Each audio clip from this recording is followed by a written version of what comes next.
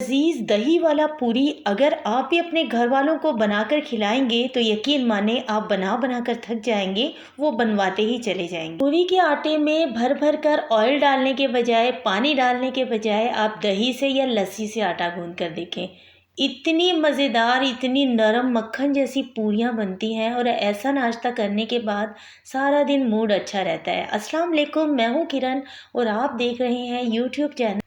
آپ چاہے حلوے کے ساتھ پوری بنائیں یا چاہے پوری پراٹھا بنائیں، جس طرح کی بھی آپ پوری بنانا چاہتے ہیں، بے شک ہم آلو کی بنا رہے ہیں لیکن 1 چمچ ہم دہی ڈالیں گے۔ میں یہاں پر 1 کپ آٹے سے بنا رہی ہوں، اگر آپ 4 کپ آٹا لیں گے تو 4 چمچ دہی جائے گا، ٹھیک ہے۔ اس میں میں نے آدھا کپ یہاں پر پانی ڈال دیا، صاف نل کا صاف ستھرا پانی آپ نے لینا ہے۔ اس کے بعد اچھی طرح مکس کر لیں۔ 1 بڑا چمچ اس میں آپ نے کوکنگ آئل اور 1/4 ٹی اسپون اس میں آپ نے نمک، تھوڑا سا تازہ کٹا ہوا ہرا دھنیا، ساری چیزوں کو مکس کر لیں۔ 1 پیالہ بھر کر میں نے وائٹ آٹا لے لیا ہے۔ ایک ہوتا ہے گندم کا آٹا، ایک بالکل وائٹ آٹا ملتا ہے مارکیٹ سے، اگر وہ نہیں ہو تو آپ میدا یوز کر سکتے ہیں۔ 1 پیالہ لیا ہے اور اسی پیالے کا میں نے ہاف اس میں پانی ڈالا ہے۔ تو دہی سے میں نے اسٹارٹ میں ہی لسی سی تیار کر لی تھی، اس طرح کی پتلی سی آپ نے لسی سی تیار کر لینی ہے، اور پھر اس میں آئل بھی نہیں جاتا، اور یہ پوریاں اتنی نرم بنتی ہیں، اتنی مزے کی بنتی ہیں، انشاءاللہ گھر کے بزرگ بھی آپ کے ہاتھ کی بنی ہوئی اس طرح کی پوریاں کھائیں گے تو انہیں بھی مزہ آ جائے گا کھانے کا اور بہت انجوائے کریں گے۔ یہاں پر آپ نے اچھی طرح سے مکس کرنا ہے، اس طرح آپ کو بار بار اس میں پانی یا لسی یا دہی کچھ بھی ڈالنے کی ضرورت نہیں پڑے گی، ایک ہی مرتبہ سے اس طرح سے ہم نے پانی ڈال کر اس کا ڈو بنا لیا ہے۔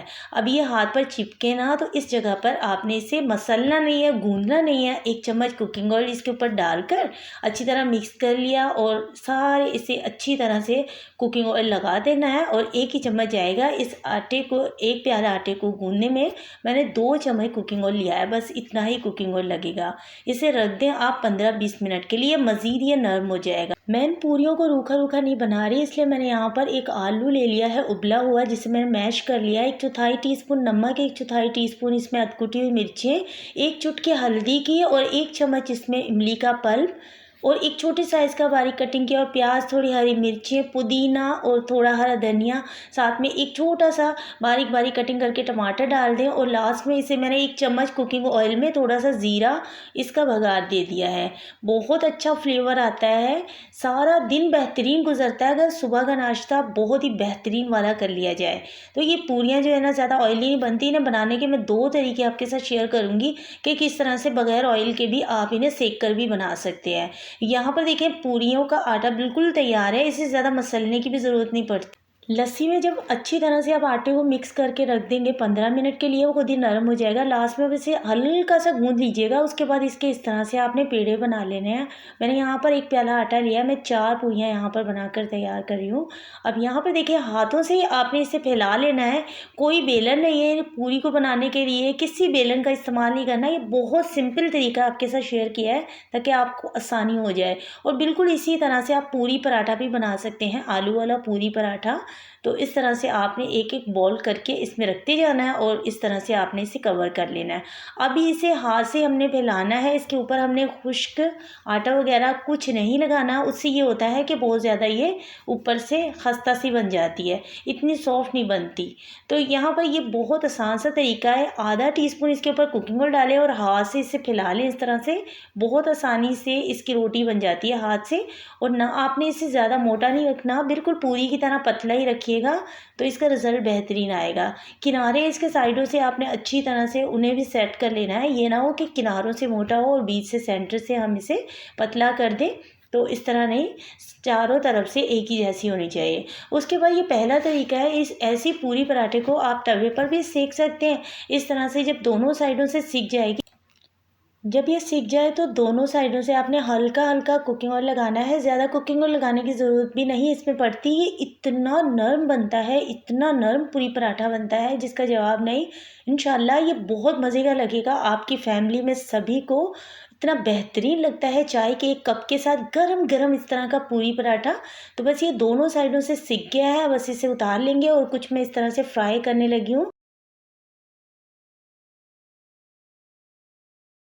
اور باقی کی آپ اس طرح سے فرائی کر سکتے ہیں، ہلکے سے کوکنگ آئل میں آپ نے اسے فرائی کرنا ہے اور بس یہ فوراً سے فرائی ہو جاتی ہیں۔ کوکنگ آئل تیز گرم ہو تبھی آپ نے اس میں جو ہے وہ پوریاں ڈالنی ہیں، دونوں سائڈوں سے ان کی سائڈ کو چینج کرتے جائیں اور بس یہ تقریباً 1-1.5 منٹ کا ٹائم لگے گا اور یہ فرائی ہو جاتی ہے۔ زیادہ دیر تک کوکنگ آئل میں رکھنے سے یہ خستہ ہو جاتی ہے۔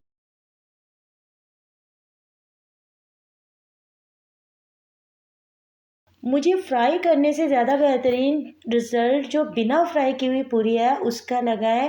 اتنی یہ مزیدار بنی ہے، اس میں آئل بھی کم گیا ہے اور یہ توے پر ایزیلی تیار ہو گئی ہے اور بہت مزے کی، اتنی سافٹ کہ سارا دن آپ ان پوریوں کو بنا کر رکھ دیں، یہ بہت سافٹ ہوں گی، بہت مزے کی لگیں گی کھانے میں۔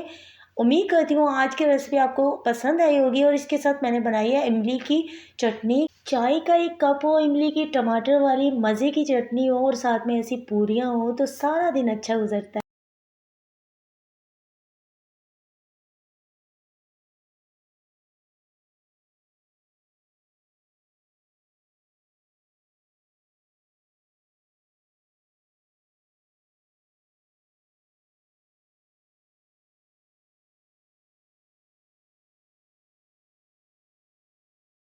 امید کرتی ہوں آپ کی ریسیپی